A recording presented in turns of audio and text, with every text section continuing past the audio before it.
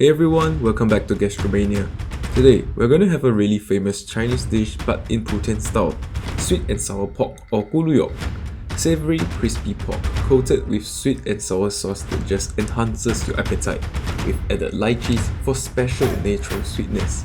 Without further ado, let's get right into this recipe. First, for the ingredients, we have about 400 grams of pork shoulder cut into 1-inch cubes. This amount of pork is suitable for about 4 people. For the vegetables, we have a yellow bell pepper and green bell pepper. We are using these colors to contrast the red sauce so that it looks better. And we also have half an onion for aromatics and provide some sweetness. And lastly, we have about 8 lychees. Gives it a distinct flavor when eaten together with the pork. I've removed the seeds as well so that it's easier to eat later on.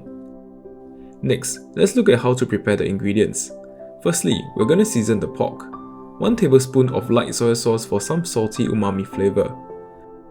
1 tablespoon of oyster sauce for some seafoody sweetness. 1 tablespoon of shaoxing wine to get rid of the gamey taste in the pork.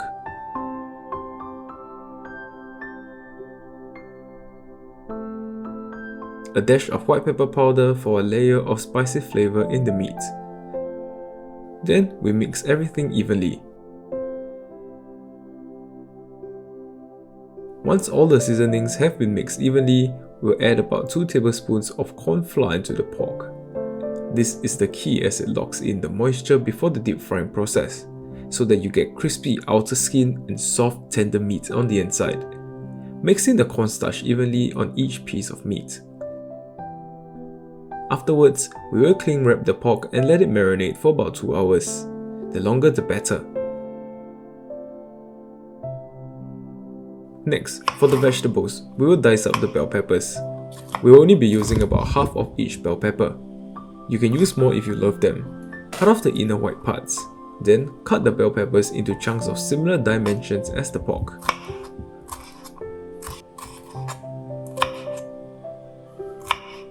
And for the onions, we'll also cut them into similar dimensions.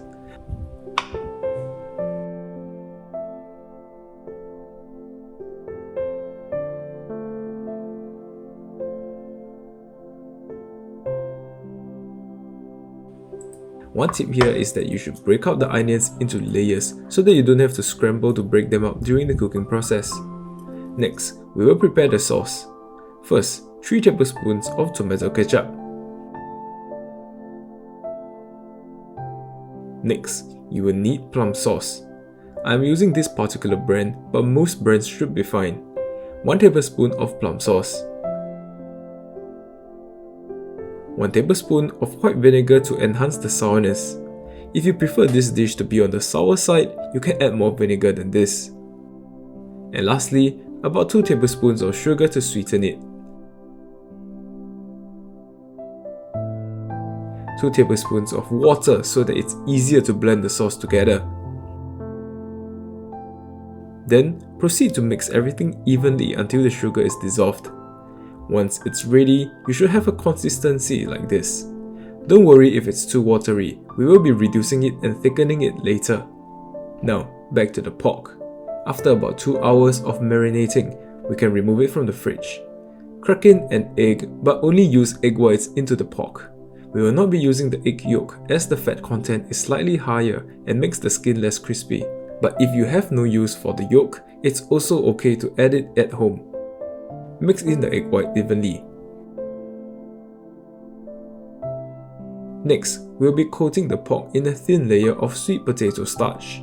We are using sweet potato starch as the starch content is higher and will make it crispier. Make sure to lightly press on the pork so that the sweet potato starch stays on it. Another tip, we will let it rest and then let the starch absorb the moisture from the pork. After about 10 minutes, you will notice that the color has become different and it's slightly wetter. This means that the moisture from the pork has been absorbed into the starch and we can coat another layer of starch just to make it even crispier. So this time round, you can just coat it thinly in the sweet potato flour. Once everything is evenly coated, we can then head to the stove. Heat up oil in the wok at medium heat. To test if the oil is hot enough, we can drop a piece of batter into the oil. If it floats up within 3 seconds with a lot of bubbles, it's hot enough. Then, add the pieces one by one so that they do not stick together. If your wok is small like mine, you should fry it in 2 or more batches so that the cooking will be done more evenly.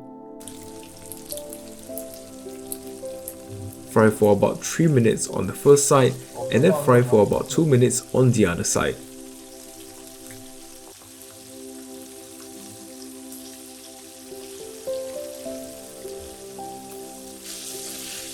After that, remove it once the color first becomes yellow. At this point, the pork is already cooked but the batter is still not crispy yet. Remove the pork from the oil and try to strain off the oil with a strainer.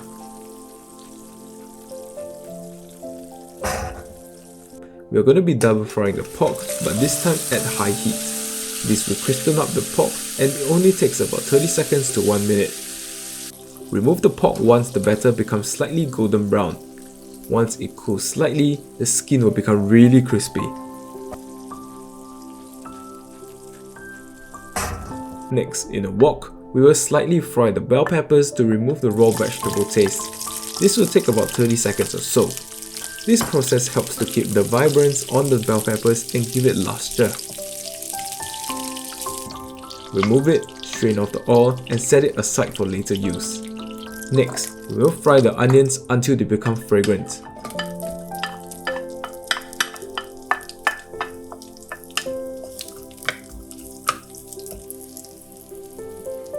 Once they get fragrant, pour in the prepared sauce.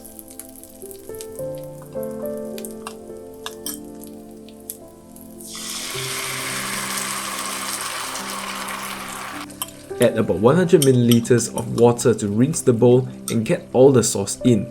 No wastage here.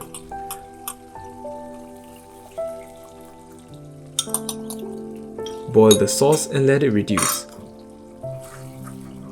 Once the sauce boils, it's safe to taste it and adjust it according to your preferences. I'm adding about 2 more teaspoons of sugar as I do like it sweeter. And lastly, we are going to reduce the sauce further and then thicken it. I'm going to be adding a little bit of cornstarch mixture. At around the right consistency, we will then add in the bell peppers and mix everything evenly.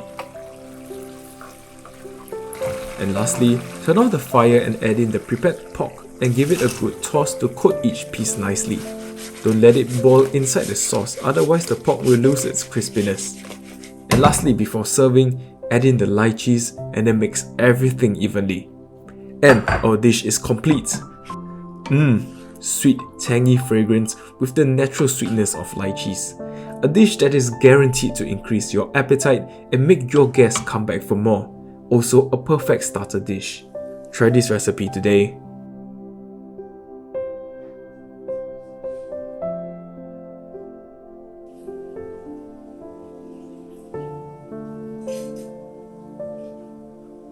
And we've come to the end of this episode. If you enjoyed this Putien sweet and sour pork recipe, do support us by hitting the like button. If you have not subscribed, do it and stay tuned for weekly recipes like this. And I'll catch you in my next video.